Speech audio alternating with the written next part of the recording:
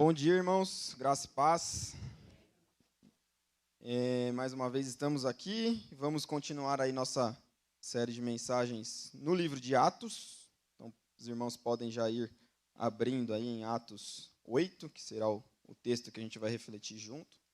Como eu havia falado no nosso primeiro encontro aqui sobre o livro de Atos é um livro muito evangelístico. O livro de Atos é um livro que evidencia o poder do Espírito Santo, a ação do Espírito Santo sobre a igreja primitiva, sobre aquelas pessoas comuns, como eu e como você, que capacitadas pelo poder do Espírito Santo mudaram a história da humanidade, mudaram a história do cristianismo. Aquilo que a gente vive hoje, a gente está aqui juntos hoje congregando, é graças ao que aconteceu no livro de Atos.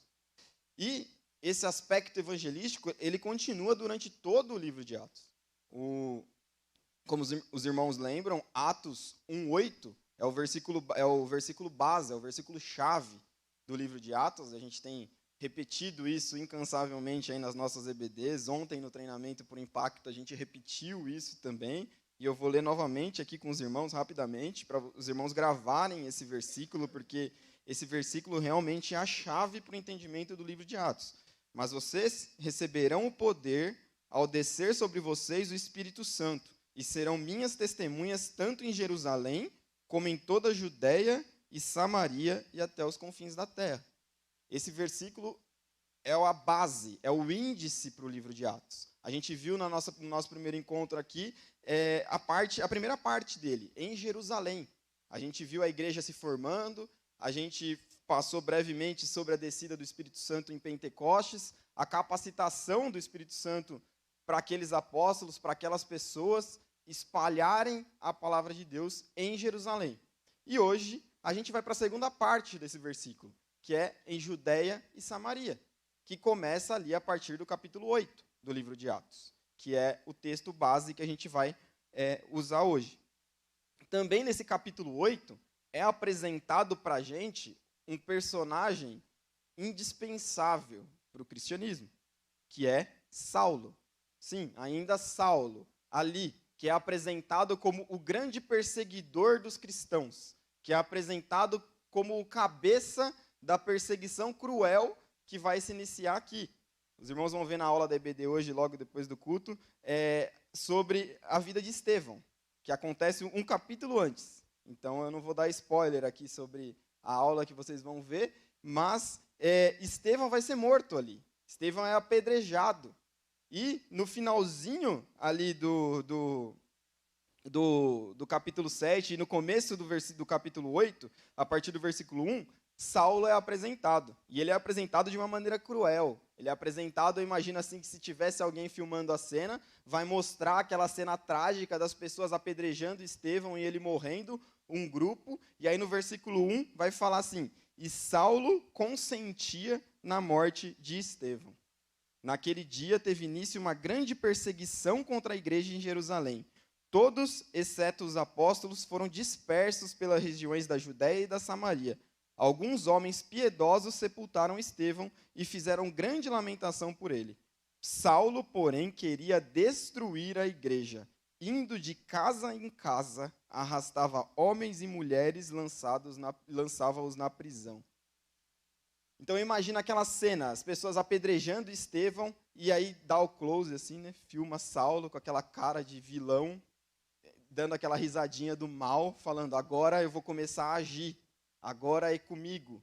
E é isso que ele começa realmente. Ali, a partir da morte de Estevão, desencadeia uma perseguição muito ferrenha aos cristãos. Eles começam, e Saulo era o cabeça, e aqui o Lucas é muito claro em reforçar isso. E o mais legal é que depois Saulo, que a gente vai ver mais para frente depois sobre a vida dele, que se torna Paulo, e Lucas vão caminhar juntos no Evangelho. Mas Lucas, que escreve o livro, faz questão de mostrar como Saulo era. Ele faz questão de mostrar, esse era Saulo, aquele que ia de casa em casa, arrastando as pessoas das casas dela e prendendo, quando no mais, matando, como aconteceu com Estevão. Então, esse capítulo 8 de Atos também é um capítulo chave, é um capítulo que mostra esse início dessa super perseguição que ocorreu ali. E outra coisa interessante aqui ainda nessa introdução é que mostra que naqueles dias todos foram dispersos, menos os apóstolos. Os apóstolos não foram dispersos. Os apóstolos continuaram em Jerusalém, porque eles entendiam que era a responsabilidade deles permanecer ali. Eles tinham que permanecer, porque eles eram os 12 escolhidos. Que ali, no caso, ainda já eram 12, né? Porque estava Matias, mas Paulo ainda não fazia parte. Mas eles eram os escolhidos para permanecer ali. E quem foi disperso foram os outros. E quem eram esses os outros? Eram todos os outros.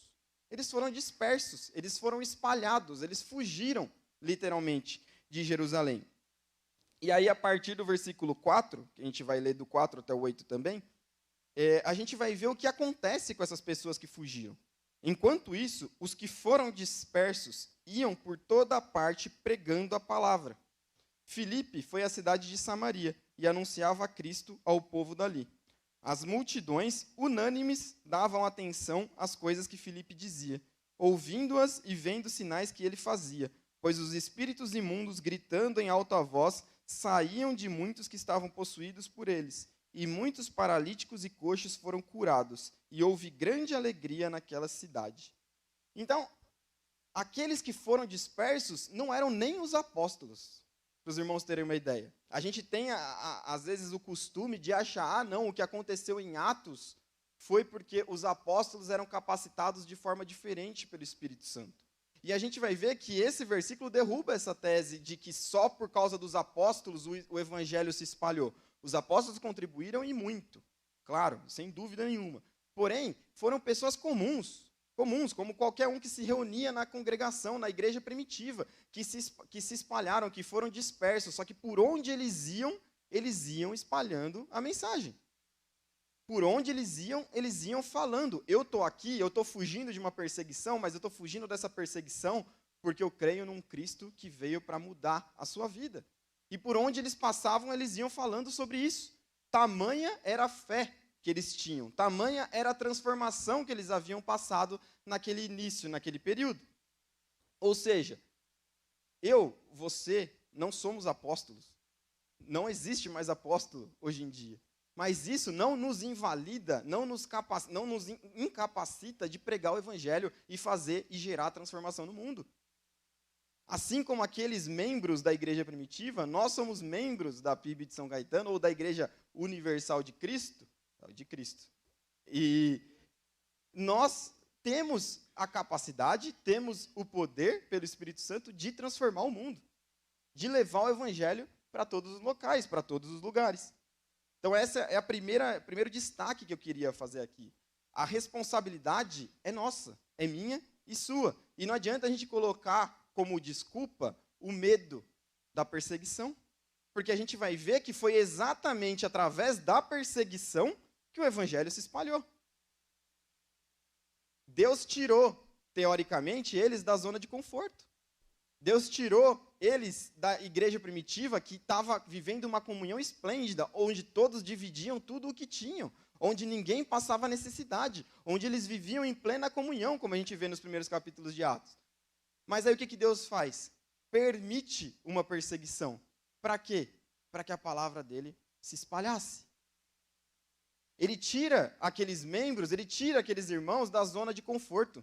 Ele tira aqueles irmãos do do banco almofadado do culto da igreja.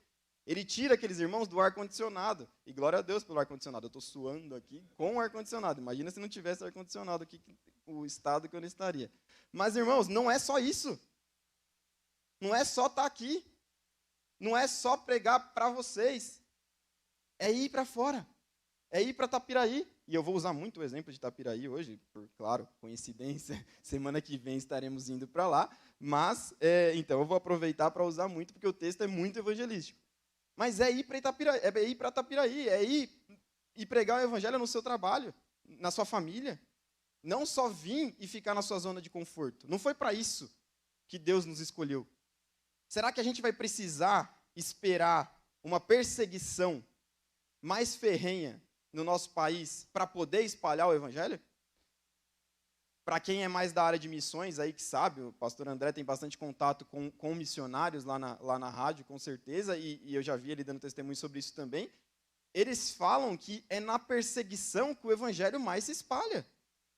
É na perseguição que a palavra de Deus mais floresce. Por quê, irmãos?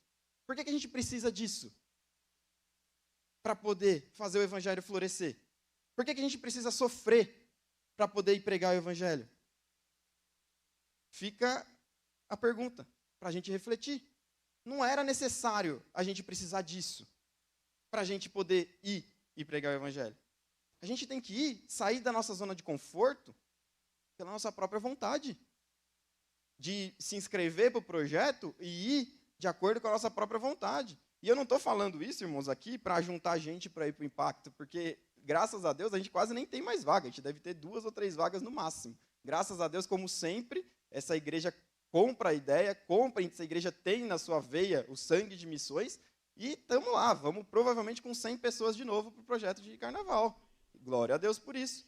Então não é nem por isso, eu não estou querendo fazer aqui propaganda para o Impacto, porque se o irmão quiser ir, vai ser bênção, mas vai ter que ir de carro, porque agora já não tem nem mais transporte para ir. Mas eu estou falando porque essa tem que ser a nossa forma de viver. Dando continuidade, é apresentado aqui, e o destaque que é para esse personagem que eu vou dar hoje, Filipe. E quem era Filipe? Filipe era um diácono da igreja, que no capítulo anterior ali foi escolhido entre os 7, junto com Estevão. Então, aqui a gente vai ver o destaque de 2 diáconos da igreja e a importância dos diáconos para a igreja. E aí fica a dica também para os diáconos da nossa igreja aqui, todos que estão aqui presentes, João, irmã Zuleika, Melfrida e todos os outros, Assis, que eu estou vendo daqui, e todos os outros também. Diáconos, e olha a diferença que eles fizeram na vida da igreja. Estevão morreu apedrejado. E Filipe, a gente vai ver o que ele fez aqui. E a primeira coisa que Filipe faz é fugir para Samaria. Só que quando a gente lembra o que era Samaria e onde era Samaria, a gente deve pensar, mas peraí, Filipe não estava batendo muito bem das ideias. Porque ele está fugindo de Jerusalém, que era o lugar dele, onde ele era bem aceito, porque na casa dele ele estava sendo perseguido, e vai para Samaria. Só que Samaria era um povo completamente rival aos judeus. Samaria era um povo heterogêneo, que era a mistura dos judeus com os gentios lá no Antigo Testamento, quando o Reino do Norte deixa de existir, e é um povo que existia uma rivalidade, um preconceito, uma disputa muito grande entre eles e os judeus. E Filipe vai para Samaria. Teoricamente, Filipe vai para um lugar de solo árido. Ele vai para um lugar que, aparentemente, o evangelho não ia florescer. Por quê? Porque ali eles não gostavam de judeu. E o que o Filipe ia fazer ali? O Filipe foi lá pregar o evangelho. Ele estava fugindo? Estava fugindo. Mas por onde eles iam, eles pregavam o evangelho. E em Samaria, o que acontece? Olha que lindo o que acontece no versículo 5. Filipe foi à cidade de Samaria e anunciava Cristo ao povo dali. As multidões unânimes davam atenção às coisas que Filipe dizia, ouvindo-as e vendo os sinais que ele fazia. Samaria, solo árido, probabilidade de dar errado muito grande. E o que acontece? A palavra de Deus floresce. Filipe prega ali e as multidões ouviam unânime. Irmãos, fazendo uma comparação para o nosso tempo, o que a gente pode entender com isso? Que lá onde você acha que a palavra de Deus não tem mais jeito, que ali não tem jeito, que aquele povo está entregue ao pecado, que ali não vai haver salvação, lá a palavra de Deus floresce. Fora. Muitas vezes dentro da igreja não floresce, infelizmente. Muitas vezes aqui não floresce, infelizmente. Mas quando você vai para uma cidade fazer um impacto, quando você vai para uma Cracolândia pregar o evangelho para drogados, quando você vai num ambiente em que existem prostitutas e travestis, ali você faz um trabalho com eles, onde você acha que aquelas pessoas estão entregues ao pecado, ali a palavra floresce. Porque a palavra de Deus, ela é para todos. Não existe pecador que não possa ser atingido pela palavra de Deus. Não existe. O pior dos pecadores pode ser atingido pela palavra de Deus, assim como Saulo foi. Versículos antes, aqui mostra quem era Saulo. E capítulos depois a gente vai ver quem Saulo se torna e a diferença que ele faz para o cristianismo e para o evangelho. Então a primeira coisa que a gente vê com Filipe e que a gente aprende com Filipe, o evangelista, que é assim que ele é conhecido, é que não importa o local, a palavra de Deus precisa ser pregada. A gente só semeia. Quem faz florescer é o Espírito. Quem faz frutificar é o Espírito. Só que a responsabilidade de semear é minha, é sua. Não porque Deus precisa de ajuda, irmãos. Não porque Deus precisa de ajuda. E aí, sendo sincero para os irmãos aqui, e se eu chocar, e se eu decepcionar alguém, desculpa, mas quem vai ser salvo em Itapiraí, nesse final de semana, nesse carnaval, essa pessoa, independente de mim ou independente de você, ela será salva. Porque quem faz a obra é Deus. Tá, Gregory, se ela vai ser salva de qualquer forma, para que eu vou? Porque você entende que é um privilégio e é uma responsabilidade sua, como cristão, participar dessa obra. E que você entende que é seu papel, que você foi criado para isso. Você está nesse tempo na terra. Você vive esse tempo na terra para glorificar a Deus. Se não for para isso, não faz sentido a sua vida na terra. Não passa de tempo perdido, como diz Salomão. Salomão fala. Para que eu vou viver um tempo se eu sei que eu sou um cidadão que pertence ao reino dos céus? Se eu sou um cidadão que vou viver celestialmente ao lado de Cristo, para que vale o tempo nessa terra? E é uma coisa meio lógica, se você pensa dessa forma, é verdade. Para o que eu estou fazendo aqui? O que eu vou viver 100 anos, se Deus quiser? Não. Aqui na terra, para quê? Para refletir a palavra de Deus, para ganhar almas para Ele, para levar pessoas junto, para participar do que Ele está fazendo na terra. É para isso que a gente vive esse tempo. Se não for para isso, não faz sentido. E Filipe prega para Samaria e expulsa demônios e sinais e maravilhas acontecem ali. E ele não era apóstolo, ele era diácono, reforço isso. E o que acontece no versículo 8? E houve grande alegria naquela cidade. Uma cidade que estava entregue a uma opressão, porque a gente vai ver que muitos espíritos eram expulsos ali. Uma cidade que estava entregue ao pecado, é unânime em ouvir a palavra de Deus e grande alegria se manifesta ali. E por mera coincidência, o nosso impacto, o nosso projeto se chama Alegria para toda a Vida. E se Deus quiser, na terça-feira, quando a gente estiver voltando de Itapiraí, grande alegria se terá naquela cidade. Quando você tem alegria, quando você fica alegre por alguma coisa, você quer espalhar aquilo. Você quer que as pessoas se alegrem junto com você. Lembra de um momento alegre na sua vida que você quis compartilhar com todo mundo? Que você postou foto nas suas redes sociais, que você extravasou de tanto feliz que você ficou. Eu lembro que eu fui num jogo, uma vez, assisti o jogo do Palmeiras no estádio. Motivo de muita alegria, graças a Deus, principalmente nos últimos anos. E não poderia ter uma experiência diferente do que a alegria torcendo para o Palmeiras no estádio. E fui assistir um Palmeiras e São Paulo no estádio e saiu o gol do Palmeiras. De repente, um cidadão estava na minha frente embaixo, assim, nunca tinha visto um cidadão na minha vida. Ele virou para trás, mas me deu um abraço. Me deu um abraço. Quem estava do meu lado, não sei se a Natália lembra, ela estava junto nesse. Ela olhou assim, as pessoas estavam do meu lado, minha família, e começou a dar risada. Porque, como que ele te deu um abraço desse? Ele nunca te viu na vida, ele não sabe quem você é. Mas ele extravasou. Ele extravasou, a alegria dele é tão grande que ele saiu abraçando quem ele não conhecia, quem ele nunca tinha visto. E a nossa alegria por ser cristão? E a nossa alegria por ter a palavra da salvação? E a nossa alegria por compartilhar aquilo que vai fazer a diferença na vida eterna da pessoa? A gente compartilha desse jeito? A gente tem essa alegria para compartilhar? Tem que ficar a reflexão. Essa é a alegria para toda a vida. Essa é a alegria verdadeira. Essa é a alegria que pode transformar uma cidade como transformou Samaria. e como transformou as cidades que a gente foi no carnaval, nos outros 15, nos outros 14 impactos que já tivemos, e como, se Deus quiser, vai transformar também Itapiraí nesse carnaval.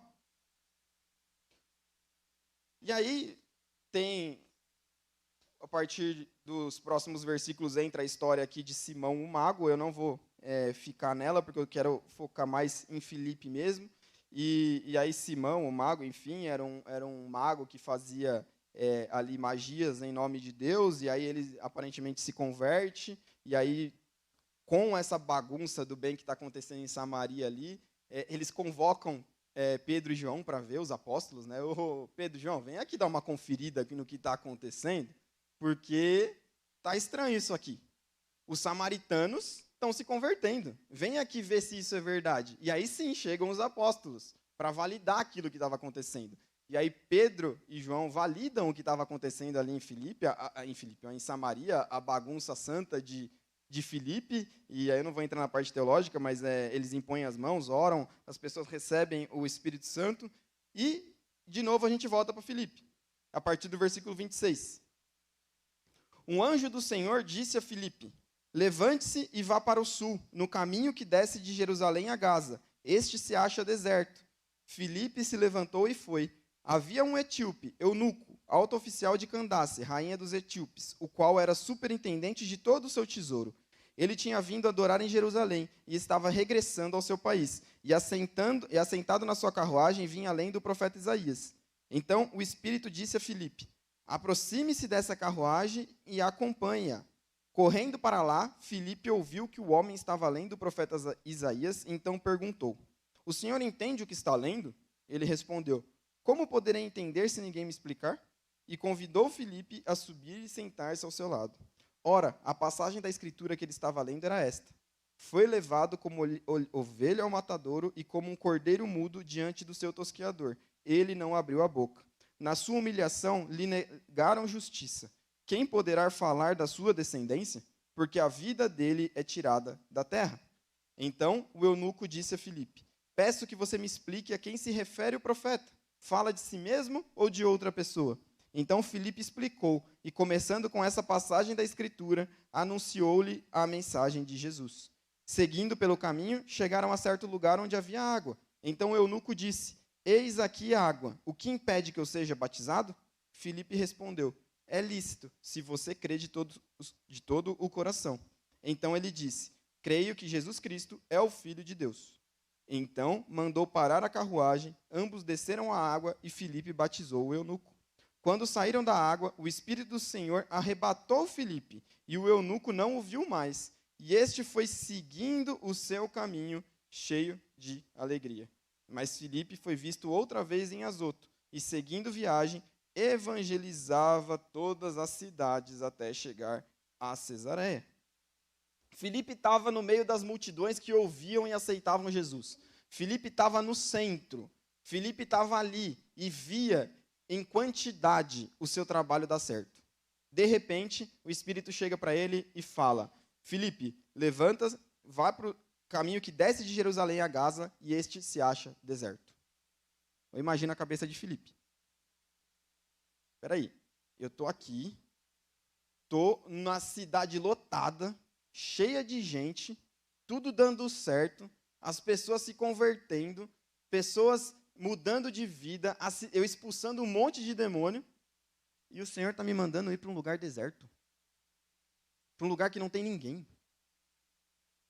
Andar 60 quilômetros, porque essa era a distância mais ou menos de onde ele tinha que ir, andar 60 quilômetros a pé para ir para um lugar deserto. Qual que é o sentido nisso? Filipe pode até ter pensado isso, mas ele não falou. Ele fez o quê? Levantou e foi. Levantou e foi. E ali ele encontrou um homem, um etíope, um eunuco, uma pessoa. E o que a gente tira já de aplicação disso? Não importa o seu trabalho, o seu ministério, a sua palavra, a sua pregação, ela não é mensurada em quantidade, e sim em qualidade. A vida de uma pessoa vale todo o seu esforço.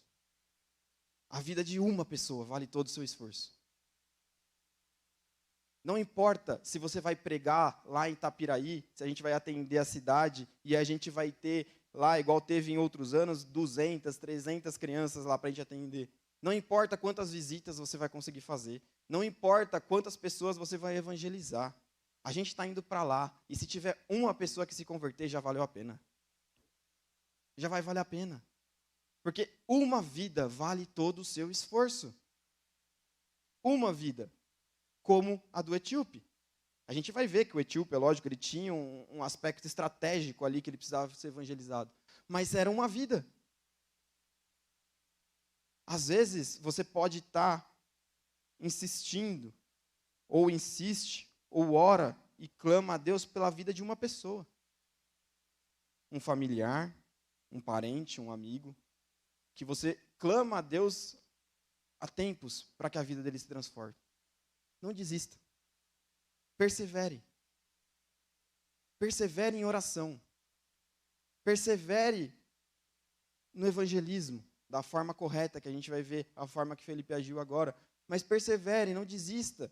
A vida dessa pessoa vale o seu investimento, vale o seu esforço. Pode não ser o tempo de Deus para a vida daquela pessoa nesse momento. Pode ser que daqui a um tempo seja o tempo de Deus. Pode ser que aquela pessoa não se converta, mas só o tempo em que você investiu na vida dela, Deus vai trabalhar em você. E você vai ser edificado através do seu empenho e através do seu esforço na vida daquela pessoa. Não desista, persevere. O Espírito está com você. E Ele pode agir na vida daquela pessoa, quando você menos esperar.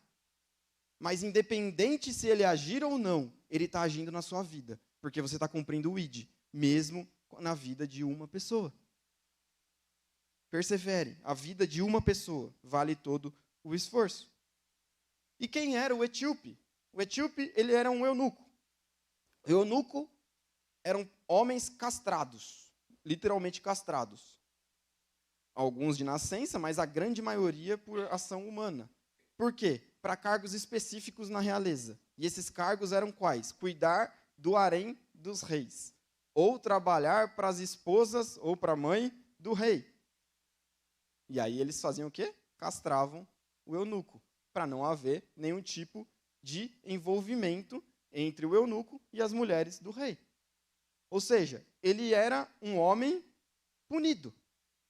Ele era um homem que, apesar de ter um alto cargo, como esse daqui era, que ele vai mostrar que ele era responsável por toda a parte financeira de Candace. Candace não era o nome de uma rainha, mas é um cargo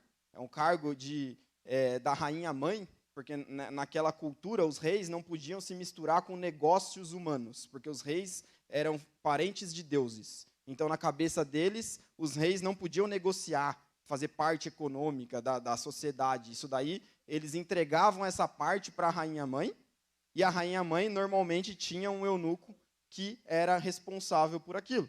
E essa era a posição desse etíope. Ele era o ministro das finanças, o ministro da economia, o posto Ipiranga da Candace, lá da rainha da Etiópia.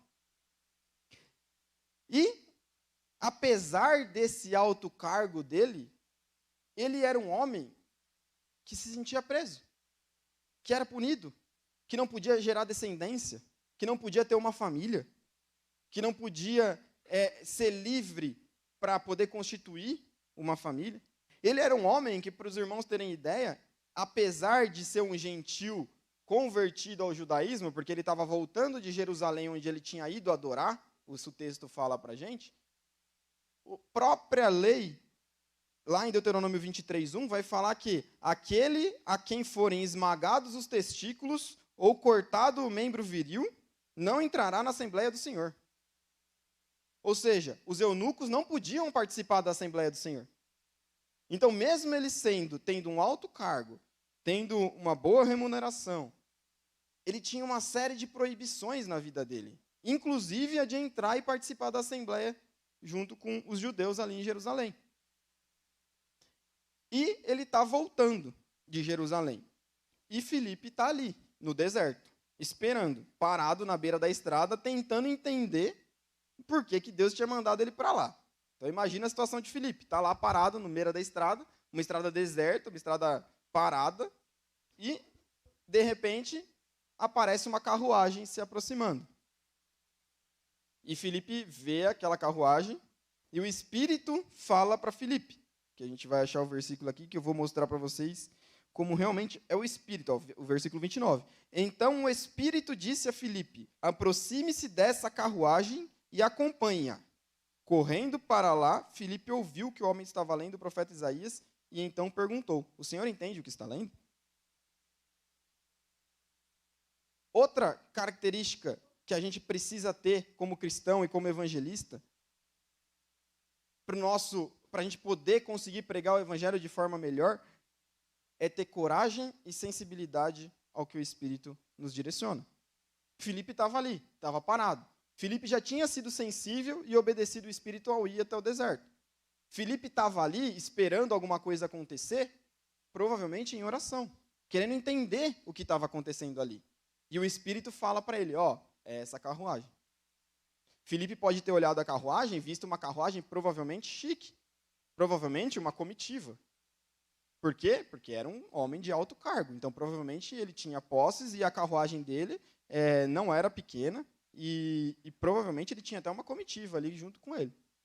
E, normalmente, quando a gente vê pessoas assim de difícil acesso, aparentemente, a gente tem medo. A gente não quer se aproximar. A gente acha que a gente não vai ser bem recebido. Só que Filipe tem coragem, a primeira coisa.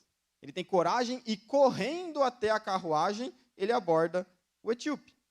O texto mostra que ele corre até a carruagem. Ou seja, o etíope não deu uma paradinha para ver aquele homem que estava parado ali na beira da estrada. Não, Filipe correu até a carruagem para abordar. E correndo ele pergunta, ele ouve que o etíope está lendo e pergunta, você está entendendo? Essa é a segunda característica, irmãos. A gente precisa ter coragem. Muitas vezes a gente tem coragem, mas não tem sensibilidade. Esse é um tipo de pessoa. E aí aquela pessoa sai evangelizando ou sai tentando insistir, tenta fazer a pessoa se converter na marra. Ela acha que o poder de conversão, ela acha que o poder de florescimento do evangelho está nela. E ela vai insistir. E aí, muitas vezes, esse tipo de pessoa acaba afastando as pessoas do evangelho. Ela não tem a estratégia correta, ela não tem a sensibilidade do Espírito, ela só tem a coragem de ir lá e entender que ela tem que ficar falando daquele jeito e de forma errada. Por isso que existem estratégias. Por isso que a gente, no Impacto de Carnaval, a gente utiliza de estratégias de evangelismo. Por quê? Porque não adianta a gente chegar lá sem estratégia nenhuma e querer pregar o evangelho e enfiar o evangelho na marra, na cabeça das pessoas. Através de estratégias e através do direcionamento do Espírito, a gente consegue fazer uma melhor abordagem. E já tem outro tipo de pessoa, que é aquela que tem sensibilidade do Espírito, o Espírito fica incomodando ela, falando, essa pessoa é sua responsabilidade. É seu papel evangelizar essa pessoa.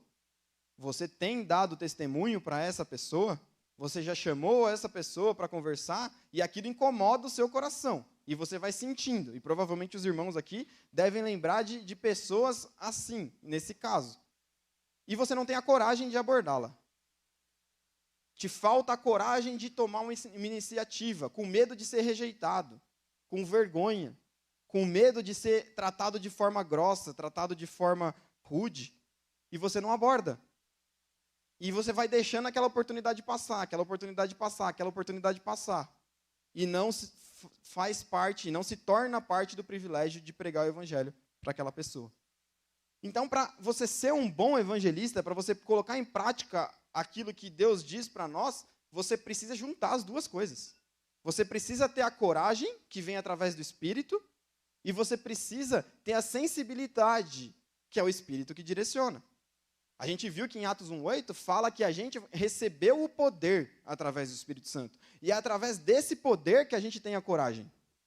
É através desse poder que a gente é capacitado para poder abordar e pregar o evangelho para as pessoas. Assim como Filipe. Filipe tem a coragem, Filipe está sensível, ouve que o Espírito Santo está mandando ele ir abordar e fala, é aquele, e ele vai, ele corre. E ele chega e ele ouve o etíope lendo. E é muito interessante que o texto que o etíope está lendo vai falar que foi levado como ovelha ao matadouro, e como um cordeiro mudo diante do seu tosqueador, ele não abriu a boca. A terceira característica que a gente vê de um bom evangelista é que ele precisa entender da palavra que ele vai pregar. Quando Felipe aborda o etíope, ele pergunta: você está entendendo o que você está lendo? Quando Felipe ouve ele falando, ele lendo ali em voz alta, na hora ele já percebe que é o texto de Isaías. Ele conhecia. Ele sabia do que aquele texto se tratava. E aí uma pergunta de autoexame para os irmãos, não precisa levantar a mão, mas se você está lá na sala do médico esperando ser atendido, ou está no ônibus ou no trem, e ouve uma pessoa lendo esse texto: foi levado como ovelha ao matadouro, em voz alta, ela sentada do seu lado. Quantos irmãos aqui saberiam de que texto se trata? Quantos irmãos aqui saberiam explicar esse texto para a pessoa? Eu não estou falando de ter a coragem agora, a gente já passou da parte da coragem. Eu estou falando de saber do que se trata.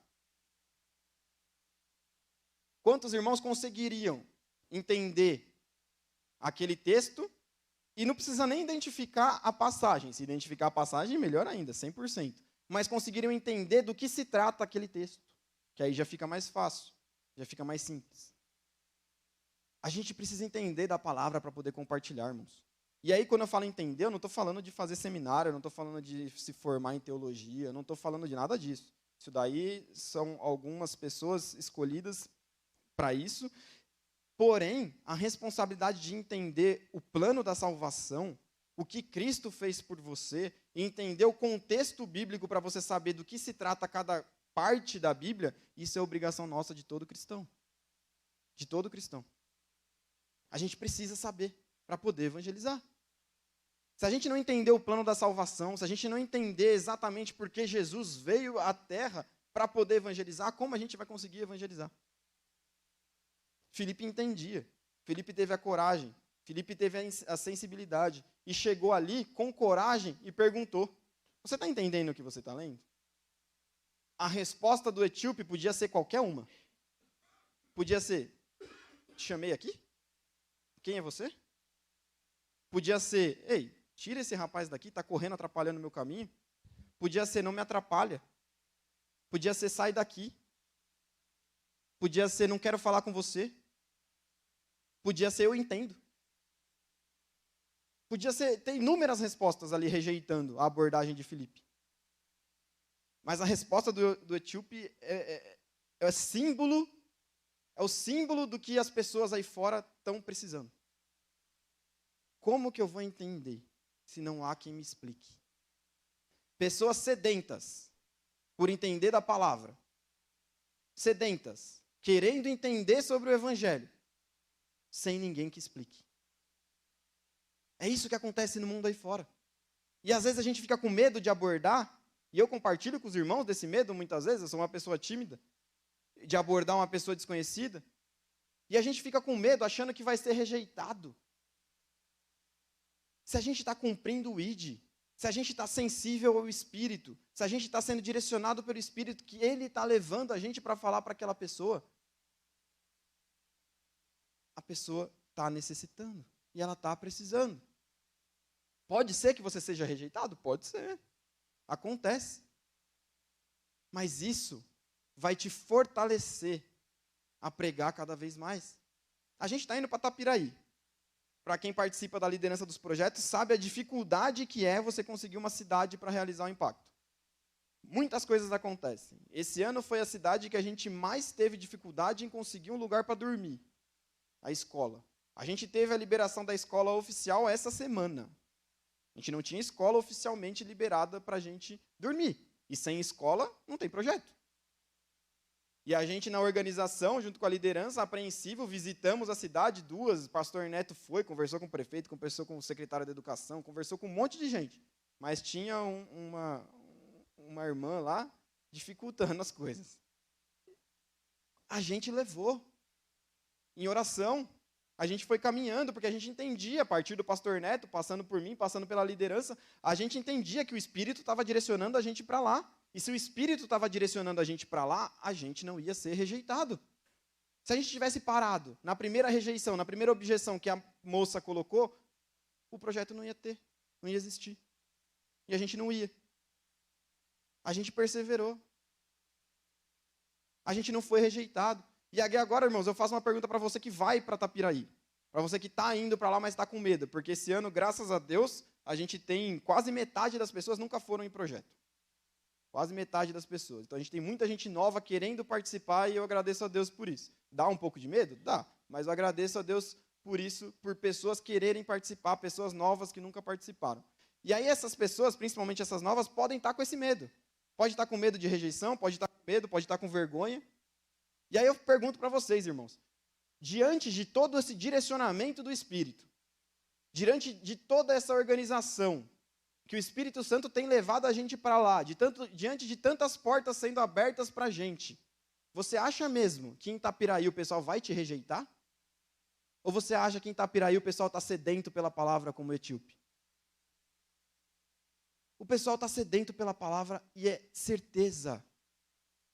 O pessoal está precisando receber da palavra de Deus ali, assim como o pessoal está precisando receber da palavra em qualquer lugar ali fora. E a gente precisa ir. A gente precisa falar, a gente precisa ter coragem. Às vezes na nossa família, a gente não tem coragem. Às vezes nosso pai, às vezes nossa mãe, nosso familiar próximo.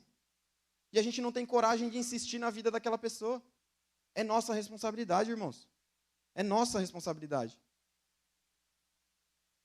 E foi. Filipe explicou. E para a gente terminar, a gente vê a última parte da passagem. O batismo. Vocês conseguem enxergar, diante dessa história aqui, dessa passagem, o cuidado de Deus em todas as coisas? Deus direcionou Filipe. Deus colocou a pessoa. Deus colocou o texto. O texto não podia ser mais evangelístico, o texto que o etíope estava lendo. O texto falava de Jesus. O texto era um texto que foi escrito 600 anos antes, mas que falava a profecia exatamente sobre o que Jesus tinha acabado de viver na cruz. O etíope estava lendo o texto exato que precisava. Deus programou tudo ali para que acontecesse a conversão do etíope. Deus cuida de todas as coisas, Ele conduz todas as coisas. E aí, quando o etíope vai ser batizado, ele faz uma pergunta que reflete como era a vida dele. E qual que é a pergunta que ele faz? O que me impede de ser batizado?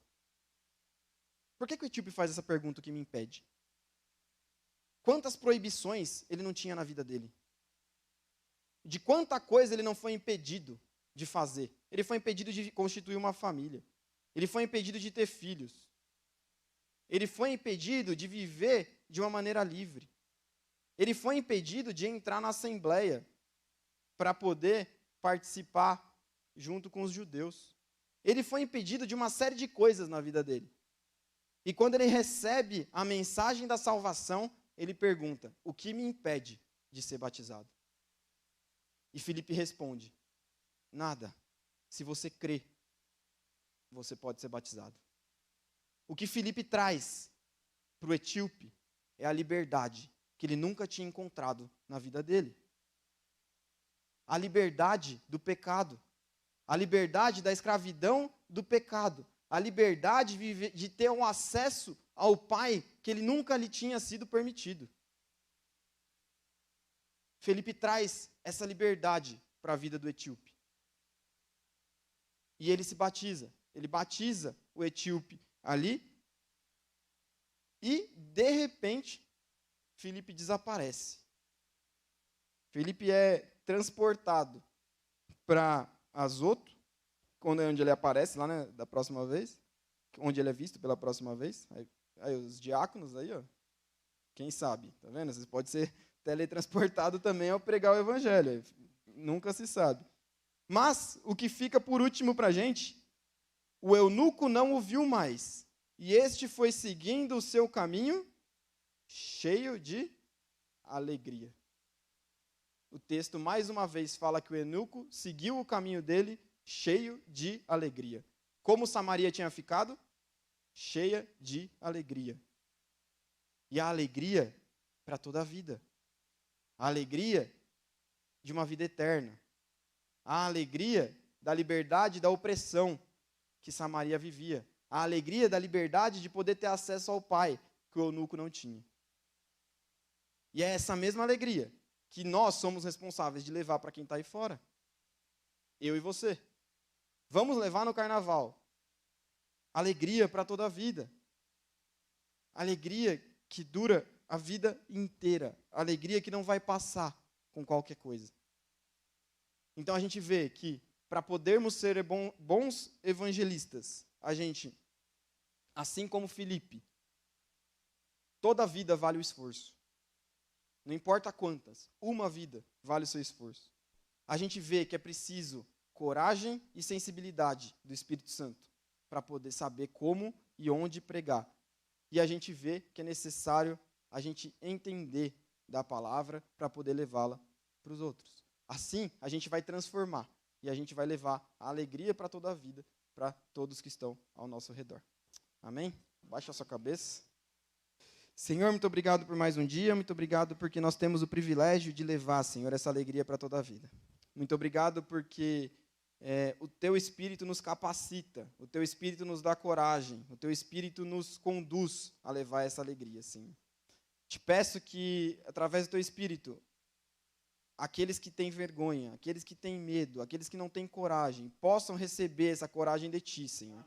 Que essa vergonha possa ser quebrada, Senhor, que essa timidez possa ser quebrada e que todos sejam capacitados, sejam motivados, Senhor, realmente tenham a vontade de compartilhar essa alegria para toda a vida, Senhor. Que a gente possa realmente cada vez mais entender da Tua palavra, buscar entender da Tua palavra para compartilhar com os outros, Senhor. Porque sabemos que através da Tua palavra podemos levar para os outros liberdade, podemos levar para os outros alegria, assim como Filipe levou, Senhor. Capacita-nos, Senhor. É isso que eu te peço, em nome de Jesus. Amém.